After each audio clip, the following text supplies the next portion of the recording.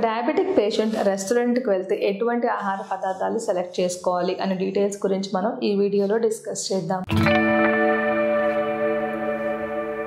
Hi, నేను doctor దీప్తికా Reddy, immense clinics నుండి. మన ఫ్రెండ్స్, ఫ్యామిలీ, బంధువులతో ఫంక్షన్స్ అండ్ పార్టీస్ అండ్ బయట ఆహారం తినడానికి రెస్టారెంట్స్కి వెళ్తూ ఉంటాం కదా. అలా వెళ్ళినప్పుడు షుగర్ పేషెంట్ ఎటువంటి ఫుడ్ చాయిసెస్ తీసుకోవాలి స్టార్టింగ్ నుంచి ఎండ్ వరకు మనం ఇప్పుడు చూద్దాం. స్టార్టింగ్ సూప్ కానీ అపెటైజర్స్ కానీ తీసుకుంటూ ఉంటారు కదా. మీరు సెలెక్ట్ చేసుకునేటప్పుడు థిక్ క్రీమీ సూప్స్ తీసుకోకండి, ఎందుకంటే అందులో ఫ్యాట్ కంటెంట్ ఎక్కువ ఉంటుంది కాబట్టి కొలెస్ట్రాల్ పెరిగిపోవచ్చు.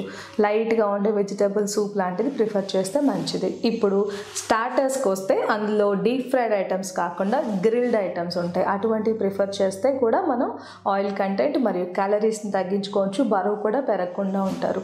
థర్డ్ ఇంపార్టెంట్, మెయిన్ మీల్కి మీరు వస్తే మెయిన్ కోర్స్లో రైస్ క్వాంటిటీ, మీకు ఆప్షన్స్లో రోటీ కూడా ఉంటుంది. మీరు రోటీ, అది కూడా హోల్ వీట్, మైదాతో కాకుండా గోధుమ పిండితో చేసిన రోటీ, జొన్న రొట్టెలు అటువంటివి తీసుకుంటే మంచిది. షుగర్ లెవెల్స్ పెరగకుండా ఉంటాయి.